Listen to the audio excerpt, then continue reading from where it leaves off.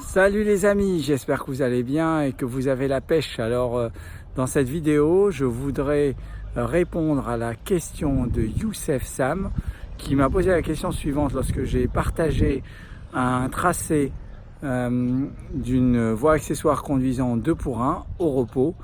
C'est une patiente qui avait présenté une syncope.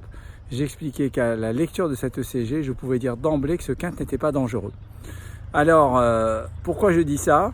Et quels sont les critères d'évaluation de dangerosité des faisceaux de Kent? La première chose, c'est que si vous avez un tracé en préexcitation, il est recommandé en grade 2 de réaliser une épreuve d'effort et de voir si la préexcitation disparaît au maximum de l'effort. Si elle ne disparaît pas, c'est que vous ne pouvez pas évaluer la dangerosité de la voie accessoire. Dans ce cas-là, vous n'avez pas d'autre solution que d'aller vers une exploration électrophysiologique ou une exploration oeophagienne pour ceux qui sont à l'ancienne, qui en ont encore, éventuellement à l'effort. Mais sinon, la plupart des gens font une exploration électrophysiologique en utilisant l'isoprénaline et vérifier la conduction de cette voie accessoire, jusqu'à quel point se fait-elle, quelle fréquence et quelle période réfractaire a-t-elle, y compris sous isoprénaline, c'est-à-dire si elle a une période réfractaire inférieure à 250 millisecondes, c'est un critère de dangerosité.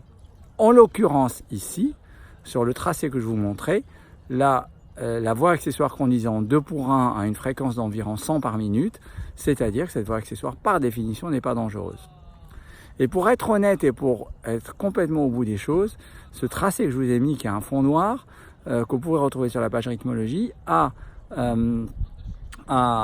été enregistré au cours de l'exploration électrophysiologique. Pourquoi? Parce qu'en fait, lorsque la patiente, je l'ai vue en consultation, elle avait une préexcitation, elle avait fait une syncope, donc je l'ai exploré. Le matin, sur table, elle avait une conduction en 2 pour 1, donc je savais d'emblée, même si j'ai été au bout et j'ai pas abandonné, j'ai fait l'exploration électrophysiologique sous Isuprel et j'ai vu que cette voie accessoire avait des périodes réfractaires très longues et donc n'avait pas de critères de dangerosité.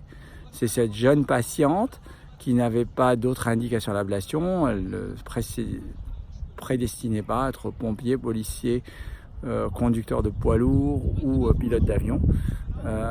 Je n'ai pas poussé vers l'ablation, donc c'est pas systématique qu'on réalise l'ablation. Voilà, Sam Ben, j'espère avoir répondu à ta question.